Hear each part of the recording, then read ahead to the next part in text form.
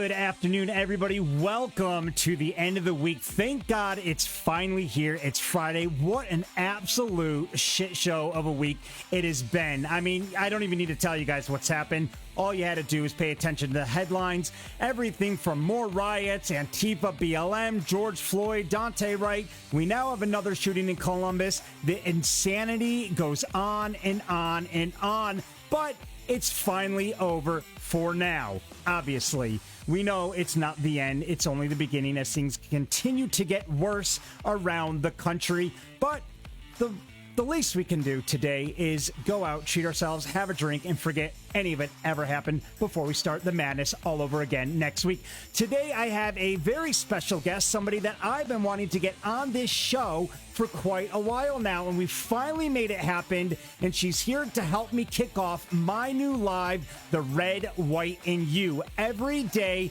what's supposed to be at 3 p.m., we had a little bit of a technical difficulty today, so we're starting a little bit late, but every day we're going to have you guys on as guests to tell us the topics that you want to discuss. So today, Kaylee joins us. Hi, Kaylee. How are you? Welcome to the show. Hi, Matt. How are you? Thank you for having me on. Absolutely. So before we get started, I just want to make sure everybody can hear us okay. This is a new show. We have a lot of technology being pulled through here. If you guys can just let us know that you can hear us okay, and I'll wait for those comments to come in. So Kaylee Nicole has her own podcast going. I came across Kaylee recently.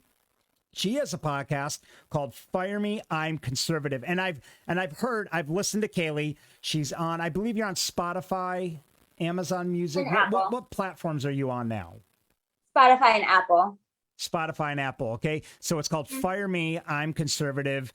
Kaylee it's awesome listening to her. She knows her stuff. You clearly have done your research. As I hear you talk, it's not just another right-wing conservative ranting. I mean, there's a lot of good thought put into your stuff. Kaylee, tell me a little bit about the show. What's that? I do some ranting, but that's okay. Well, tell us about your show. So for those of you who are just joining, this is Kaylee Nicole. She has a podcast called Fire Me, I'm Conservative.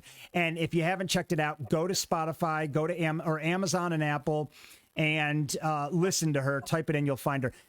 Tell me about the show. Why did you start this show? So before I even started the show, I just care about politics. And I didn't always care. Once upon a time, growing up, I didn't even know anything about politics. Growing up, my family didn't talk about it. We didn't care about it. It was kind of always, everyone goes to work, we come home, we might watch the news for 5 minutes, and that's really it. But obviously, especially in the past 4 years, all of a sudden, you can't even ignore it. It's every day, all the time. It's not just go to work, do your job, come home. It's what's going on in the world. Who's being affected by it? Are we being affected by it? And we obviously are, everybody in our community. And I'm kind of scared for the future.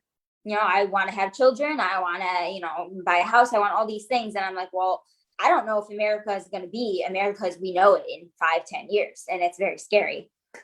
So my family didn't talk about politics. And as I started to grow and know things, we would talk about it sometimes at dinner or whatnot. And my family's like, oh, I watched CNN. I saw this. And I'm like, oh, that's completely inaccurate. That's their first mistake. And then all hell broke loose around the dinner table. Yeah. And that's how it's been. And I started to learn more, and I wanted to tell people about it at work. I'd be like, oh, did you hear about this? Did you see this? And that's how it all started. And then I started to care more and more, and I did my research, and I started learning history better. And it's just kind of come into this, I want to let people know what's going on. A lot of people are in the mindset that I once was in. You go to work, I don't have time to do my research. I don't have time to figure out what's really going on. I just listen to the news and the propaganda that I hear. I think it's true.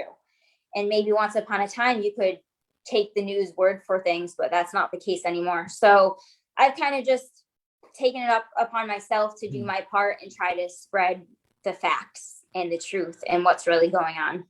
Good. And people are commenting now. Thank you guys for letting us know that the sound's all good. So appreciate that. Kaylee, listen, you got into political commentary. I mean, is that what you would call yourself? Would you say that's kind of what you're into now? Political commentary? Yeah, an activist. Politics, activists. Okay. Mm-hmm. And you raised a good point. I think a lot of us have started talking about politics more and more because we're genuinely concerned with the direction this country's going. And it's just such a breath of fresh air to find people like you and other activists around the local area. For those of you who don't know and are just joining us, this is Kaylee Nicole. She has a podcast called Fire Me, I'm Conservative, and she's right here in the Rochester area. And Kaylee has started really becoming more vocal because she's concerned with the direction this country and more importantly, the local area is headed. So let's talk local for a second. I know you've been vocal about Samra Brook and the education fiasco that we all find ourselves in. Tell me a little bit more about that. What concerns you most about what she's trying to do in the classroom today? Before I go into Sam Brook, I just want to tell you, I have noticed a pattern in politics, and every politician, they're usually older, they've been doing it forever, and they're in it for greed, they're in it for power. And as I've noticed this, it's like, oh, you need to get the little people involved. Those of us that are younger, we're not in it for power. We don't have a ton of money. We're not, that's not why we're here. That's not why we're doing it. We just want to help. So, anyways, so Sam Brook. I think that's brilliant, and I love hearing that. And I think that's what we need to see out of more rising political stars, whether they go into Congress or whatever it is that they participate in. And I love knowing that you guys are in it for passion, not greed. And that's what's going to help get this country on back. So thank you for saying that. Yeah. I think it's a breath of fresh air for all of us to hear. I think there's a huge difference between somebody like Nancy Pelosi, who's been doing it all of her years, and she's definitely greedy, versus Madison Cawthorn, who he's just, he's a patriot, in my opinion. So he's in it for the right reasons, and he has fresh, bright ideas that actually are good for the country. So good. So what about Samra Brook? Tell me about this then. So we've got a little bit of a local issue. I've heard you speak a little bit about it. What's the most concerning thing about the situation? I mean, from the beginning, did you watch the debate with her and Chris Missick at all? Yes, I did. I was very, very bummed out that Missick lost to her, but we'll see if he'll make a comeback. I actually was with Chris Missick a few days ago at an event for hopefully who's going to become the future governor of New York State, Lee Zeldin. Great guy. Missick, he has his own podcast as well, and I'm going to get Missick on my show. So maybe we'll all throw down one day, but he's a great guy. But carry on. Yeah, even watching the debate, just the difference between those two. I'm sure you remember, it was kind of at one point she had that sob story where she was like, my grandfather used to be scared to walk the streets. Right. And I'm like, you lived in Pittsburgh. And I wasn't scared growing up in Pittsburgh, I'll tell you right now. Right. And then the pro-police versus against police, that's huge to me. And even that debate was biased. Like, why are you asking who they voted for in 2016? That bothers me. But anyway, so she won. And one of the first things that she brought forth, and I looked it up on NewYorkState.gov, so it is 100%. She wanted $500,000 in the state budget for police accountability. Okay, that's fair, but that's pretty much one of the only things that she had done at that point. And then the second thing that she brought up was for K through 12, she wanted sex education. Right, which is huge national news right now. I mean, that's made headlines all over the country. Yes. So Samra Brook comes in, and the first thing she does is attack our police force. The second thing she does is try to ram sex education down our kindergartners' throats. So clearly you're concerned, I'm concerned, and a lot of people all over the state are having a really big issue with it, or at least here in Monroe County. So I looked up, what does sex education mean? And in her, what she put forth, it says, in kindergarten, it's the building blocks that they need to tackle issues like consent and sexual health years later. In her words, that's exactly what's in it. Why do they need building blocks in kindergarten? Right. They have no clue what any of that means. What they need to learn is their ABCs and how to, it's just crazy to me. So it's not. It's too early. Listen, I mean, I posted a few days ago. I was like, when can we just go back to reading, writing, and arithmetic? I mean, that's what the only building blocks I was growing up on were actual building blocks. I mean, there was no, let's get ready to start talking about transgenders and other sorts of trans issues as early as third, fourth grade. And again, I'm not, and I'm sure you feel the same way, Kaylee. It's not that we're against transgenders. It's not that we're against where some of this is all going culturally. I just don't think we need to be talking about it to 5-year-olds, to 6-year-olds.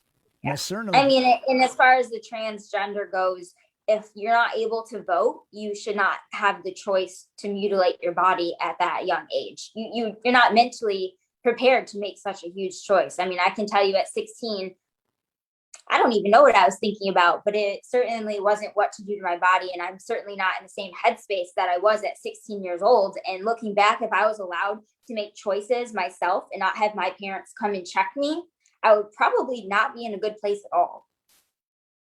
Yeah, I think we're giving a little bit too much decision-making power to these kids. I mean, listen, at the end of the day, what's going through your head at the age of 16? Like you said, you had no idea. The only thing I'm thinking about is it's an emotional roller coaster to begin with. We're trying to find ourselves as it is, but then to be potentially influenced by some of these teachers in the classroom, I don't think that's doing anybody any favors. Speaking of Rochester, tell me a little bit more about the police department. I know you're a big advocate of Back the Blue. You're a big advocate of the local police in law enforcement. Tell me a little bit more about that. What are some things that worry you right here in Rochester, and where do you think the direction we're headed? So first of all, I don't know if people know, but our crime rate is 104% higher than the national crime rate in Rochester, New York. That's a big number. And it should not be taken lightly. I know that we're used to it, but it just shouldn't be.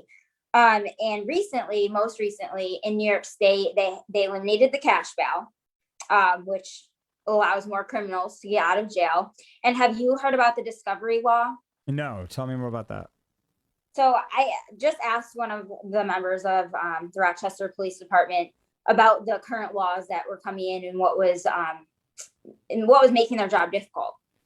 So as far as keeping criminals in jail, this discovery law says that any prosecutors have to hand over any information like quite a bit ahead of time. So that puts witnesses at risk. That's giving the name and the contact info of these witnesses and anybody involved in a case to the hands of the criminal before the case has even occurred.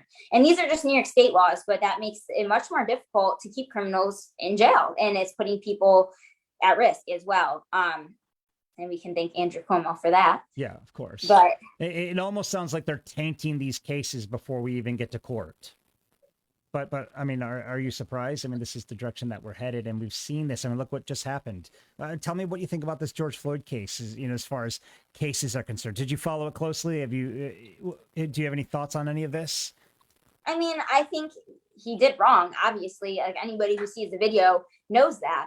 But at the same time, first of all, the jurors already knew what was going on. They've seen this a million times, and they were under a huge amount of pressure. Right. I mean, BLM, everybody was saying, if he isn't prosecuted and goes to jail for all three of these crimes, we're going to burn cities. We're going to destroy cities. Right. That's a huge amount of pressure. What do you do?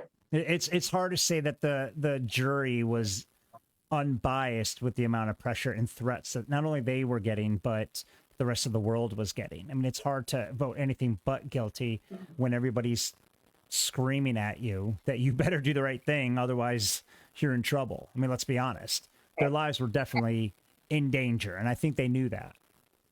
Yeah, I mean, if I was there, what would I do? Would I want to put a family at risk? Would I want my information to be out there? And I don't know. I really don't know. It's a very scary situation. And now we got this situation in Columbus, Ohio. I mean, you've heard about that. This is insane. This cop who was supposed to be, 10 years ago, this cop would have been praised, right? For taking somebody down who was about to murder somebody else. I mean, would you agree 10 years, even 5 years ago, if any police officer shot somebody who was about to stab another girl to death, we would be praising that police officer. Would you agree 5 years ago? I do agree. And as far as people are calling for them to handle situations better, he shot the girl. He did not shoot anybody else. That his accuracy, he did not harm anybody else. And that should be praised, quite frankly. He saved another girl's life. And the father, or whatever form in her life that he was right there. Right. So what was the father doing? Well, somebody was kicking somebody in the head, because I saw somebody wind up and punt somebody's head as if they were kicking a field goal. Did you see that? And it was like at the bottom right corner of the body cam video. Did you see that part? And that's the same man that kept calling the 16-year-old girl his baby. So that's why I'm calling him her father. I don't know what role he is, though. But right. So I mean, at that time, what do? Do you only send a black police officer to these situations? Yeah. I mean, how do you prevent someone from being disgraced? And you don't even have time to get into all this. I mean, people are like, why didn't he use a taser? Why are you bringing a gun to a knife fight? First of all, people, that chick was about to get her throat slit. I mean, we saw how close she was to him. If that cop did anything but shoot her, that girl would have been stabbed. I mean, I think we can all agree on that. Somebody said, why didn't they use a taser? Tasers can shoot up to 10 to 15 feet away. And I'm like, that cop had 0.5 seconds to make that decision. If he didn't make that decision and shoot that girl, that other girl would have been stabbed to death. Somebody, I'll answer a question to somebody. He wrote, maybe police should carry all types of weapons so they can fight the criminals fairly. Okay. I mean, I guess I can see why you'd think that. So I wrote, that girl was dead in 0.5 seconds if that cop didn't shoot her. She had that knife at the victim's neck when he drew and fired. He would have never made it to her in time with the knife, and the victim would 100% be dead if the officer did anything but shoot her. Someone was dying that day.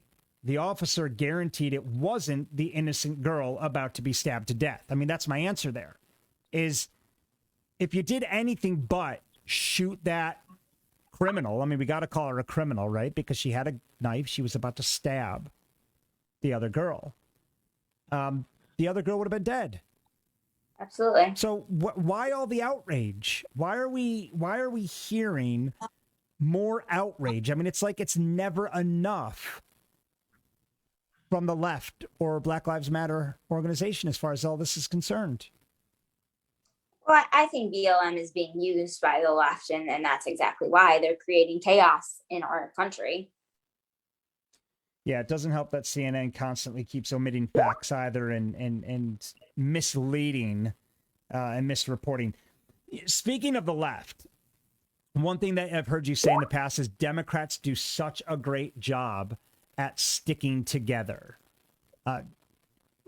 Why do you think Republicans are having such a hard time doing the same thing? The absolute most major reason is because of the media. The Democrats and the leftists control 90% of the media. It's a fair comment. I just did a little research on this. So in 1950, J.P. Morgan bought a bunch of influential news stations, and then this kind of continued as we've gotten into 2021. So there's 50 corporations that kind of controlled what we saw and heard in the 80s. And then that decreased to the 90s. It was about 20 corporations. And in this present day, only 6 corporations control the media and what we see and hear. Just 6. And of those 6, only one of them is, I can't even call them like a right organization on Fox News, like 20%. I was gonna say, you got to be talking about Fox, because they're hard they're to tell the only sometimes. One of those 6. They're the only one that like leans right, but the rest of them are all left. On General Electric, Disney, Viacom, CBS, Time Warner, they all control. I mean, they're all leftists. Right. So everything that we see and hear is what the left and the Democrats want us to see and hear. And then on top of that, we have Facebook, Amazon, these other big corporations that control pretty much everything else in our world right now. Yeah, especially allowing people like Maxine Waters and LeBron James to literally incite violence and make threats. And they don't suspend their accounts, but they take off any other conservative who even gets somewhat close to the truth. They ban their accounts. We've seen it time and time again. What do you think about the LeBron James situation? I mean, he literally goes on yesterday and he posts a picture of the cop who saved another girl's life with the headline. I think it said what your next accountability with an hourglass. I mean, that's a threat to me. That is you putting out a threat, basically asking your 50 million followers to take care of the situation. And he's still on Twitter. He put that man's life in danger. Absolutely. But it's not stopping. It's these big people. They have a name, that they have followers, and they don't care what they're doing. I mean, granted, so LeBron, he grew up in Akron. He grew up in a bad city, but now he has proven that he made it to the top. He's got the money. He's got the fame. He made it to the top. All he did was show that you put in the hard work, you can get to wherever you want to be in life. So he's not oppressed. He shouldn't be following these Black Lives Matter. Like, it's ridiculous. Mm-hmm. Yeah, he certainly doesn't feel the pain like the rest of them do. And when he runs his mouth off like that, he certainly could put a lot of people in danger without really thinking about the repercussions that follow. So, we've got LeBron James, Maxine Waters. We know what happened last summer. I mean, Maxine Waters flying in to Minneapolis the day before the verdict was read, and starts basically telling everybody, if this isn't anything but guilty on all accounts, we're going to raise more hell. We're going to be more confrontational.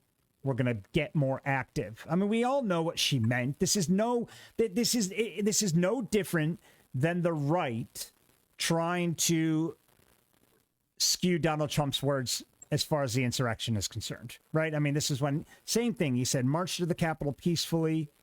Yet the left wanted to say, well, we know he meant violence. Well, we don't really know that, do we?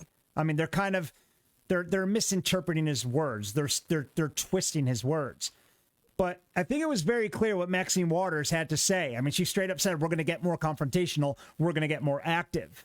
And it just blows my mind that these people, Antifa is still up on Twitter.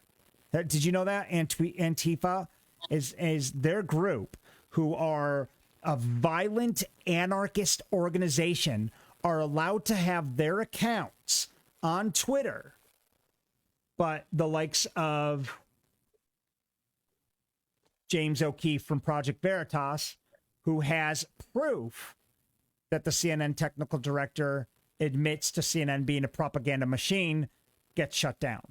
So it's almost like if you tell too much truth, you get shut off of these platforms. Does that worry you? Somebody who is very vocal now as a conservative on social media? I mean, I'm sure you've noticed, but whenever I post anything political, it's definitely censored. You post something else and you get a certain number of likes. You post something political and all of a sudden it's like nobody sees it. And I've had friends be like, I haven't seen your post in a long time. And then I clicked on your page and I see all these. I'm like, yeah, because it's being censored. That's what it is. And I've been taken off of Facebook. I don't have Twitter. I've been taken off Facebook multiple times for the most minuscule things. You say one wrong word and it's ridiculous. Right. I've been I've never been removed more or banned or suspended than when I talk about the vaccine. Every time I talk about the vaccine, YouTube, I get a suspension. And I've never even talked poorly about the vaccine itself. The only thing Did you get the vaccine? No. I just don't feel any reason to get the vaccine. I'm not. I was just curious. Yeah, no, my family's asked me, I said, the way I look at the vaccine is the same way I look at the flu shot. I'm just not that concerned. And I think I'm right there with you. Yeah. Yeah. It's just not a concern for me. And I think that people are, I respect anybody who does want to get it. I don't care whether you get it or not. But what does piss me off is everybody who's shaming those who don't want to get it. It's exhausting and it's just totally unnecessary. So I don't know. We'll see what happens. But, going through some of your, I'm reading one of your posts here from yesterday. You posted yesterday morning, Ma'Khia Bryant was trying to stab people with a knife. It's not about her race. The officer was protecting two people from being stabbed. Again, the answer is to simply not be a criminal. Criminals stab people. I mean, you're absolutely right. It's just as simple as that. I mean, every issue that we have seen thus far, as far as cops and Americans go, it's because they're doing something wrong. It's not, oh, they got pulled out of their car because they were innocently doing whatever. No, they did something wrong. They had a counterfeit bill or they were trying to hurt somebody. None of it is because they were being a good person. So what's the obvious answer here? Follow the law. Right. Obey the police. It's so. Did you hear about in Virginia the 2 cops that pulled over the active duty Army officer? I saw the entire video. Yep, I saw the entire, and he even was borderline resisting. Yes, kind of. He didn't listen. Yes, he was questioning them. He had a right to question them. You're talking about where he was pulled over there, and I think he was at a checkpoint or something, and they wanted, or maybe it was a gas station off the thruway. I can't remember, but he was asked to get out of the car, and he's like, "Why?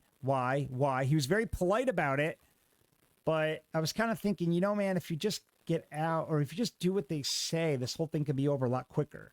But what were we going to say about it? On the news, all you saw was, oh, he got pepper sprayed. He didn't do anything wrong. And it's like, well, hold on.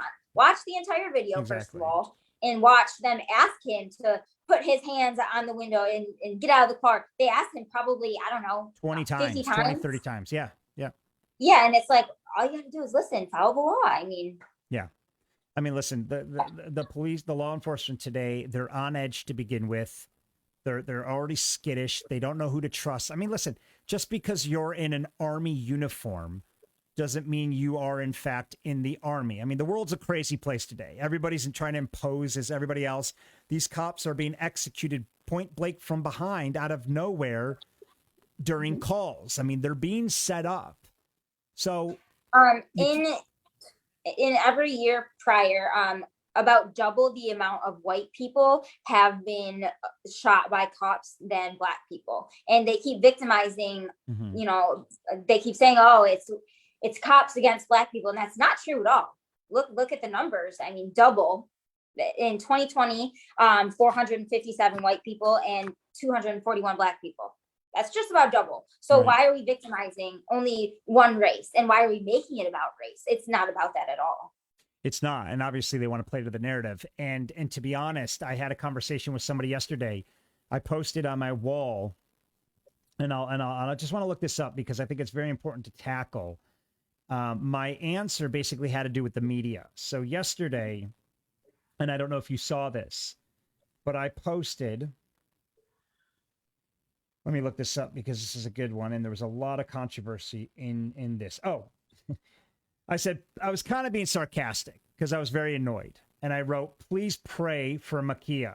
Her last words before she was shot to death were, I'm going to stab the F out of you, bitch. Because I was trying to prove a point that everybody, CNN is now reporting her mother. Please don't forget she was an angel. She was beautiful. She was this little TikTok star. And I was like, hold on a second. Stop. An angel doesn't attempt, or there's nothing beautiful about a girl who's about to slit somebody else's throat. Okay? I was just sick of the CNN narrative. They're painting this girl out to be a little princess who could never do anything wrong. And I was like, can we stop this bullshit for a second and talk about the fact that she was about to stab somebody to death? And as a matter of fact, her final words were, I'm going to stab the F out of you, bitch. So I posted that, pointing out this is the person that you're all about to turn into the next victim or the next martyr, all because CNN has already gotten a hold of the narrative and they've edited the videos to show you what they want to see. So I posted this comment and it got loads of feedback, understandably, but this one stuck out and he's actually, he's a pretty loyal follower of mine, although he doesn't agree with everything I say. But he posted in retaliation to that, if I can find it amongst all the noise here. He goes, Matt, seriously, what is the purpose of these comments? All it does is feed into racial animus. So I said, no, Matt, it doesn't. You can thank MSM for that. They are the real fuel. I am simply countering their bullshit. When they stop, I will stop. But until then, I'm not going to let them get away with falsifying the narrative by omitting facts. They constantly lie, and it's making you all look so bad right now. They damn well know what they're doing, and it's wrong. If they are going to keep drawing attention to these shootings, then they better report both sides or shut the F up about it, because it's making everyone look silly. So I wanted to talk about that comment, because it goes along with what you just said, that the media is making look everybody bad right now, and they keep falsifying the narrative. Yeah, absolutely. I mean, nobody knows the truth anymore, and that's the real issue. If you just watch the news, you think one thing. If you are like us, we listen to podcasts and watch full videos because we want to get down to the actual truth and the facts. You have a different point of view. Right. And that's the issue. We need a news station that is just going to give us the facts. I don't want to hear your opinions. I don't want to know what you think. I don't know what side you're on. I just want to get facts. That's it. What do you think locally? How do you think they're handling it locally? Boy. So I'm sure, they're quite I don't know. Opinionated here in upstate New York, aren't they? Absolutely. Can you see me? Yeah. So I don't know if you've seen my comments on 13 Wham. I have quite an issue with them. Good. Yeah. What happened? I mean, every post that they post, it's just very one-sided. It's like, right. Well, why are you guys doing this? Why are you posting about this? It's just ridiculous. I can't even think of an example off the top of my head, because it's almost every post. I mean, it's so blatantly obvious at the end of the day that they are left-wing local media here. You've spoken a lot about 97.9. I think it was 92.5 as well. And just how there's no real journalism here in Monroe County or upstate New York. It's all biased opinion. And all they do is echo what we already saw on CNN. I mean, you're not going to learn anything new from the local biased media, are you? Absolutely not. And that's the issue. I mean, I want to know about local politics. I want to know what's going on in our community, but I don't want to just hear someone's opinion. I want to know the truth. So tell me, what do you think? Again, somebody who's starting to be active in the community and starting to be vocal. Do you have issues with friends and family members over what you're doing right now? Because you're quite new to this, right? For those of you who are just joining us, this is Kaylee Nicole. Kaylee's our special guest today. She has her own podcast called Fire Me, I'm Conservative. She is such a joy to listen to and a breath of fresh air because she knows her stuff. She does her research.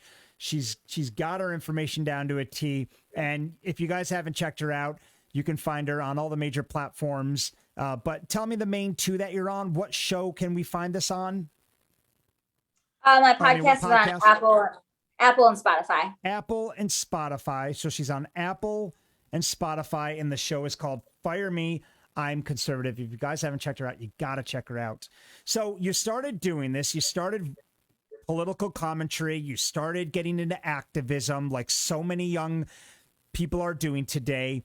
How's it affected your relationship with your friends, especially those who aren't as right-wing thinking as you? Has it affected you in any capacity? A lot, actually. Yeah. So as far as my friends go, I have some friends that just choose to not care about politics, and we can still be friends. That's fine. Still go to dinner, etc. But most of my friends are opinionated on my side. Good. That's just the way of life right now. But the biggest issue is with my family. Really? Yeah, and it's bad. So after the election, I tried so hard to convince my family, not just convince, but to tell them what was going on in the world. And they kind of just ignored me, Even at Christmas, we had Christmas at my grandmother's, and there's half the family that is on my side and half the family that pretty much is on the other side of CNN. So at one point, my grandma was like, "Oh, well, you guys can go form a militia in the other room." Oh, Jesus. And we were like, "Yes, it's bad." Yeah. Yeah. And me and my mother. Just for having a political conversation, by the way. You're just trying to have a nice political conversation, and left-leaning grandma asks you guys to leave and go form a militia over it. And that's from that. And she kind of said it as a joke, but right. We've definitely had heated conversations over dinner, and heated conversations kind of turn into a little bit of an argument. even when you're trying not to. I'm sure you're much better at that than I am, but Well, I'll tell you, it does take some time, but listen, I think you're going to do great with the amount of research that you do. And it sounds like you certainly come to the conversation knowing your facts. So that's absolutely going to help.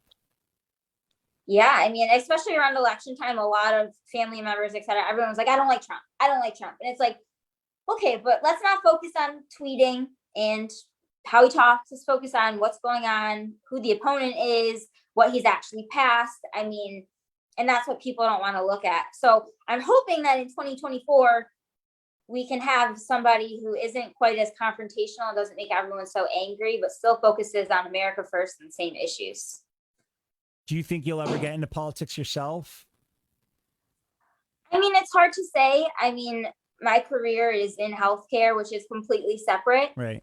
I would love to run for like a local level someday because I just really care. I think it's important to have people that know what they're doing and who want to fight for what's right in our own community.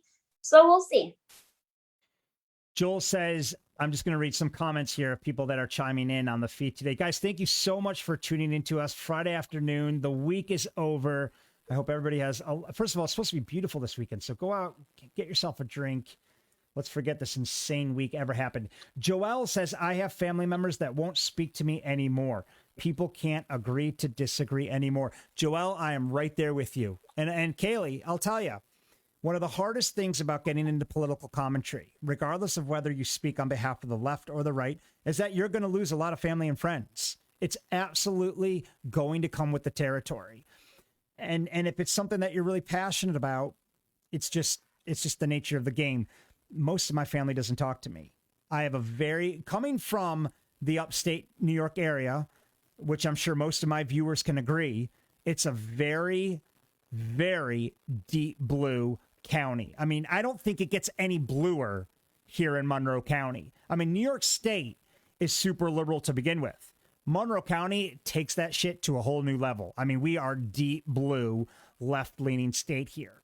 So it is hard. It's very difficult. I have friends who have, I mean, they left a long time ago. They bailed on me. Family that don't talk to me. And it almost forces you to just try to form new friendships. So Joelle, you know, I sympathize with you. I've lost a lot of family. I've lost a lot of friends. But at the same time, this pandemic, this lockdown, this election, and Kaylee, I'm sure you can agree here, or you might be able to weigh in just a second, but it's forced us to form new friendships. And I've met people who I never would have gone out on a limb to meet before. And these people have become some of my closest friends, all because of politics. So it's almost been a blessing in disguise. Has that happened to you? Something of a similar nature? Not yet. Okay. I mean, this is kind of my hope for becoming more vocal, is that I do like form more groups and know people who have similar views. I mean, we need to kind of stand together and fight for what's right and fight for what needs to happen in this county and country. But as of right now, I've gotten a lot of negative feedback, but that's okay. You know what though? Here's my message to you and to all of you guys watching the show right now. Here's my message to everybody. Do not stop. People might hate you for it at first. It's going to be awkward, uncomfortable. I'll tell you, I was shit on daily for my comments, but I could not stay silent anymore. I just couldn't. I had to speak out. I saw what was happening and I knew it was wrong. And I just had a burning passion similar to yourself to speak out against the tyranny, to speak for freedom, and to speak against the fact that our rights are being stripped away from us one by one. It was uncomfortable at first. I got attacked. I got raked through the coals. But then something awesome happened. I broke through that barrier where I started to get so much support for what I was doing that I didn't even need to defend myself anymore. My followers, my supporters, they started to defending the people who attacked me for me. And that is the most rewarding thing about what I do. When you have these loyal people who have now become great friends and I private message them. I've even gotten on the phone and have had some really nice conversations with a few of them who hated me at first. And those are my biggest success stories. The ones who hate you for everything that you stand for, and they just hate what you say. But then with enough time, they start to understand why you say it. And that hate turns more into respect at the end of the day because you continue to push through it. They realized you're not just some crazy lunatic that's ranting and raving all day. You're out there trying to make a difference for everybody's good, them and yours. I mean, and if we can even make it. Yep. Go ahead. If we can even make a difference to one person or give one person facts that make them see the light, I think it's worth it. Absolutely. Megan just says, I'll be your friend. Megan, I thought you were my friend. Megan's so supportive of everything I do. And Megan, you're constantly on my news feed. So you guys don't understand this. I already consider you great friends. I mean, I know we haven't met.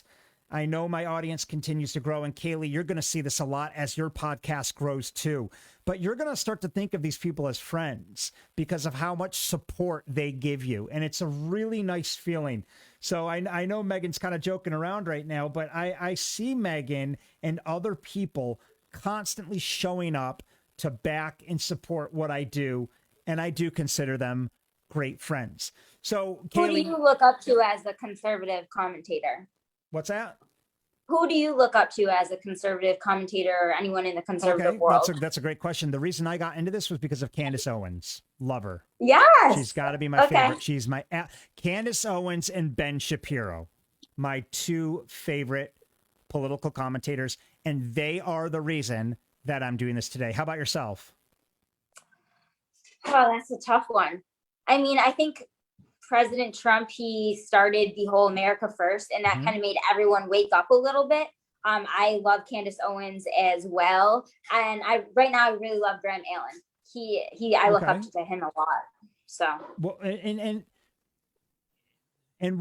when was it? When exactly did you start doing this? When did you start coming online and really getting vocal? Was it during the election, before the election? I mean, at what point were you like, I've had enough, I gotta be vocal? I think probably like 6 months before the election, I felt comfortable enough to be vocal.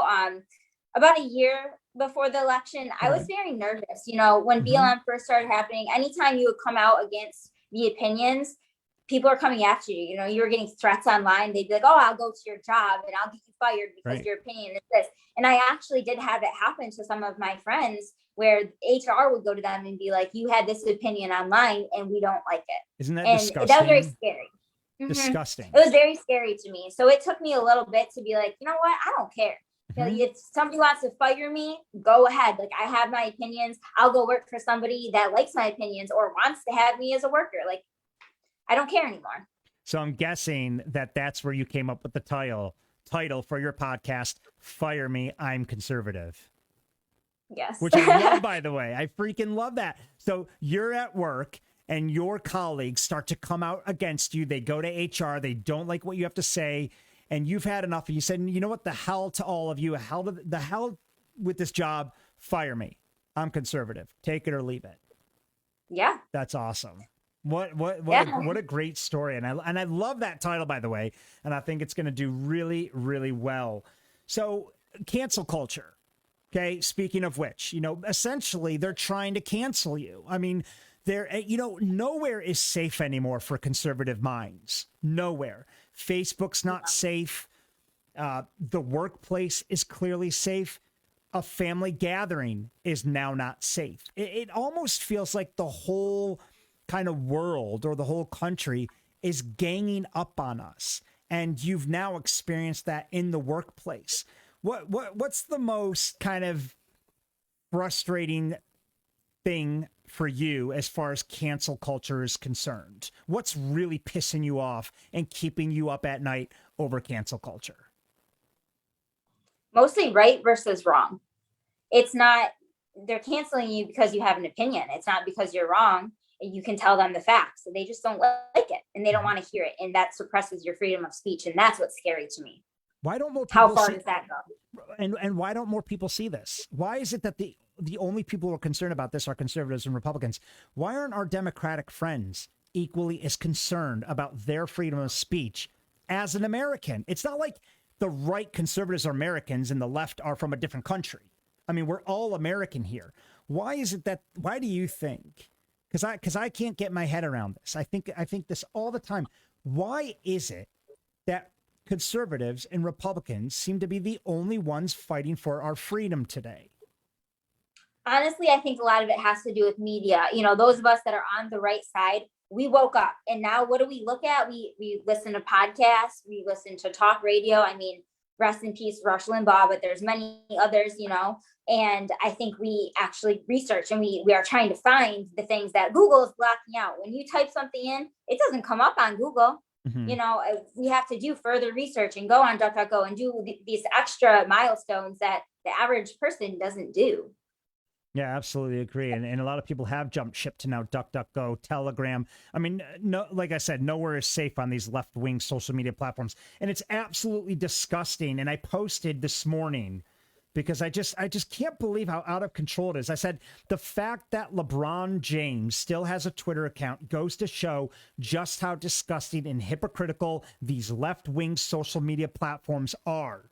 And that it's never been about inciting violence, but everything to do with silencing conservatives. They have really shown their true colors here. But why do they want to silence us? You know, it's because they want to forward their agenda. I mean, they don't want us stopping them. They don't want anybody to know the truth to be able to stop them. That's why they want to pack the courts. And I mean, there's so many issues going on right now. What do you think about this, DC? You guys, for a lot of people don't even know, DC is about to become a 51st state. Like, that's a pretty big deal. Since when do we make these decisions overnight without even consulting the American people? I mean, we're talking about adding states now for whatever reason, and it may be a good reason. But they're not including the Republicans in any conversation. I mean, we're getting railroad right now. I lose sleep over this. The fact that, I mean, our Republican politicians, they may as well just stay home until 2022. Stay home, collect your paycheck, because they're useless right now. They are I don't want to say useless. Let's say powerless. And we just keep getting railroad every decision. So what do you think about this DC now becoming a 51st state? Do you know much about it? I know it's quite new. I haven't researched too much about it. I mean, I know it's been in the talks and people have wanted that to happen. And I think it will if they, you know, get rid of the filibuster and pack the courts, all these issues, everything that they want, their entire agenda will be passed if they do enough things where we are powerless. And I think, for example, Ted Cruz, I don't know if you heard what he said, but he was like, you know, we could have packed the courts in 2016. Mm-hmm. We absolutely could have. Yep. And we didn't because it's wrong. It's against the Constitution. It is not what's supposed to be happening right now. I mean, I'm sorry, my phone is. Yeah. Hold on 1 second. Let me just plug this in. Yeah, while you're doing that, I'll just kind of fill in here. And I think that the Democrats are on a mission to just attack and destroy us all because of one man. I mean, it's insane that this is the level of immaturity that they have succumbed to. That because of one man, they want to now attack the Republican Party, and they don't care if they're destroying America along the way. They don't care who is sacrificed along the way. They are on a very dangerous, radical left, progressive mission to take this country down, all for the sake of control and power. I mean, they're not even hiding it anymore. They're just straight up. I don't even know if this is insane. I don't know if you know this. Biden, after all this time, has not even once asked Mitch McConnell to come for a meeting. Not once. This is the leader of the Republican Senate. And he doesn't even have the respect to ask him just to come and have a friendly chat, to sit down and discuss policy. That's the level of insanity and immaturity that we are dealing with right now from the left. Do you think we're headed towards socialism? I think we're already in socialism. My question is, are we headed towards communism? And a lot of people will be like, Matt, you're exaggerating. You're just hyping it up for the show. People, Kaylee, I lived in Shanghai, China for 10 years. My wife is Chinese. I know communism. We are headed that direction. And we're heading there quicker than I'd like to think we are. socialism with what Biden and everybody's done just in his first few months, we're already there, and it's going to get 10 times worse. So yes, I do believe we're at socialism, and if we don't put our foot down and stand up and start fighting, we're going to see communism very quickly. Yeah, I agree with you, but I mean, how do we stop it? What do we do? To be honest, and I posted this morning, I said I've had a very negative week this week. And for those of you who follow me on Facebook, I think you can kind of sense that. It's been a very negative week. I've just been pissed off with everything that's happened this week. I feel like we're constantly being screwed. I feel like everything's rigged against us. This morning, I wrote, please be careful. I know many of us are desperate to file lawsuits against New York State for infringing upon our rights, but the sad reality is that most judges won't touch these cases with a 10-foot pole. Everything from mandatory vaccines for our children to passports and masks, the likelihood of winning these cases with a Democratic governor are slim to none. I work daily with activists and attorneys, and I have yet to feel confident that any lawyer can get the job done. I would love it if someone could prove me wrong, but in the meantime, don't waste your money. The game is 100% rigged in our favor. So people ask me the same question you just asked me, Kaylee. They asked me, well, what do we do, Matt? Where do we go from here? And my question is, it might be time to break out the BLM playbook and follow their lead, because that seems to be the only thing that gets the job done today. They've abandoned going through the courts. They've abandoned going the legal and obedient way. They straight up took to the streets, started rioting, burning cities down, and guess what happened? They got their way. So if you want to be honest, or if I'm going to be honest, I tend to think that the BLM playbook may be what this country needs right now as a guide to fight for our freedom. I definitely think we have to be as active as possible, spreading the word and trying to have everybody wake up and see what's going on. I mean, I would never in a million years burn a building or hurt a business. I just would never do that. I think it's wrong. I'm not provoking violence. I'm not. No, I know. But I am saying they got the job done. Okay.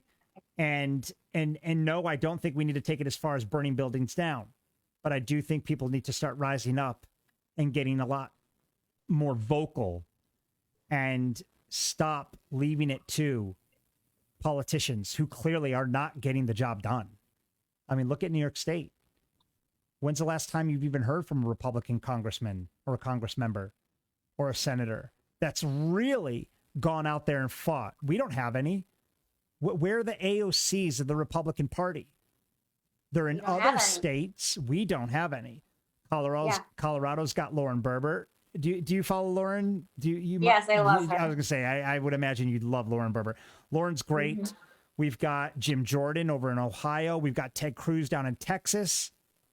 California's a lost cause. New York's a total lost cause.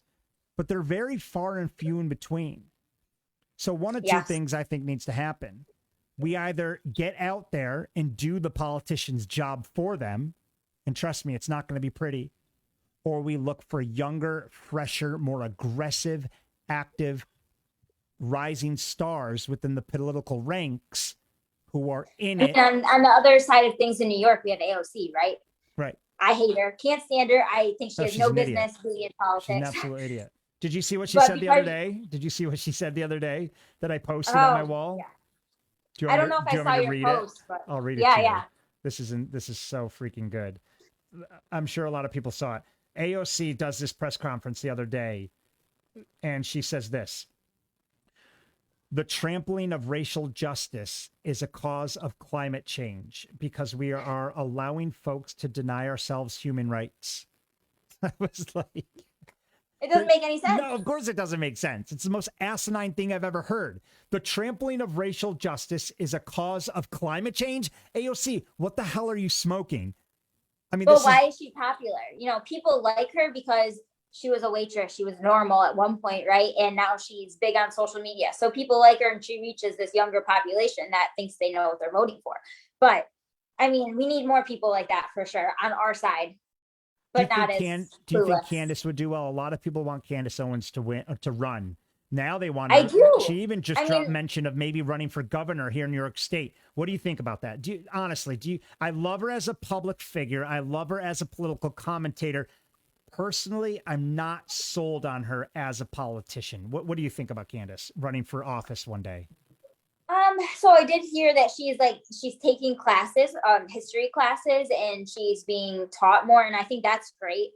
Um, I honestly think she would be pretty good, but I'm not probably not in a position to pick who should be a politician. But I do think she has the influence, and I think because she's not white. I mean, for whatever reason, this world doesn't want anybody who's white in power right now. They don't want us to be politicians. I mean, it's just how it is. So her background, her culture, I think she's very smart. She's very intelligent. She knows what she's talking about. There's also a lot of other people who do as well. So who knows? Personally, I think I'd love to see Candace in Congress before she tried to run for something like governor, and especially for vice president. I think, she needs to prove herself in Congress and actually kind of get some things done here on a congressional level just to prove to the people that she's definitely up for the challenge. I mean, she's a massive political influence as a commentator and a public figure, and she's doing great. To be honest, I think sometimes when you go from being a public figure to a politician, you actually lose your voice. And a lot of people have told me that. They said, you're doing great in political commentary. You're going to be able to influence and cause change way more kind of sitting the sidelines than you are actually on the ground. Because when you're on the ground, I mean, let's be honest, a lot of these politicians, they go in with great intentions. They go in ready to fight. But they get manipulated. They then become a puppet over time. And we kind of thought, we did see that with Obama. Trump didn't allow it, which is why they didn't like him. You can control them. I agree. And I think we have new faces that I'm hoping. I mean, Marjorie Taylor Greene. I don't think she's the brightest bulb in the world, to be honest with you. But she's I think a fighter. Yes, and we need that for sure. She's a fighter. I love Marjorie Taylor Greene. And why are the left going up against her? Why? Because she's a threat. She disagrees with them. She's a threat. Yeah. They want to take out. Look at Matt Gaetz down in Florida. Have you been following the whole Matt Gaetz fiasco? Mm-hmm. Don't you wish that they would do to him or do to Cuomo what they're doing to him? They won't. They won't. For some reason, we bend over again, and this has to do with our Republicans, our Republican Party not having the balls to fight back. And like I said, we're either going to step up and do the job for them, or we're going to elect more aggressive, younger congressmen or congress members into office. I mean, I think that's what we have to do. And we have to take this very seriously leading up to 2022. For those of you who are just joining us, I know we are near the end of the show, but I have had a great time here today with a very special guest of mine, Kaylee Nicole. Kaylee, if you didn't know, she has a podcast. It's an awesome conservative right-wing podcast called Fire Me, I'm Conservative. And you can find that on Apple and Spotify. So it's called Fire Me, I'm Conservative. Pinot Dave, I love Pinot Dave. There's this guy named Pinot Dave, and he's very active on all of my pages and shows. He wrote, Dan Bongino, Brandon Tatum both need to run at some point. So kind of echoing what you just said about, loving the fact Dan Bongino has run. What's that? I believe Dan Bongino has run several times, actually, and I don't think it's gone anywhere. Yeah. To be honest, I think with what he's got going on in his life right now, that he'll be a lot more financially successful. I think he just took Rush Limbaugh's spot. Yeah. He did. I mean, he has a big voice, and I think he reaches a lot of people. He should stay there. And that was my point. I think when you take these public figures and you start to put them in office, they will lose their voice because no longer are they allowed to speak freely. You'd think you were able to speak freely. Donald Trump is the only person who ever spoke freely, and look how badly that ended. That's what happens when you actually try to make a difference in politics. So I think public figures, political commentary, I think they have a lot more influence sitting the sidelines than they do in office. Pino Dave, I love you too, man. I love your comments. You're always there for me, and I really appreciate it. He also said, Matt, I have a good podcast I'd like you to listen to. Let me know if you're interested. It's regarding Andrew Young. Yeah, shoot me a private message, man. I'd love to check it out. But listen, guys, we are out of time for today. I'm starting to itch for my first glass of wine. It's Friday after all. Any plans this weekend? What do you do on the weekend? Do you just research and get all worked up and politically, or do you actually go out and blow off some steam? I mean, I'm a hiker. I love hiking. Nice. I love being outdoors. So good. Well, Kaylee, listen, thank you so much for joining us today. Guys, thank you so much for tuning in. This is Kaylee Nicole. She has her podcast, Fire Me, I'm Conservative. Check it out. She's awesome. You guys got to listen to this girl speak. I just listened to like 10 minutes and I was sold. I was like, I got to have her on my show. So thank you so much for joining us today. You have a great weekend, okay? And everybody else around the country, around the world, wherever you're tuning in from, you guys have a wonderful rest of the weekend. Remember, we have this new show called The Red, White, and Blue.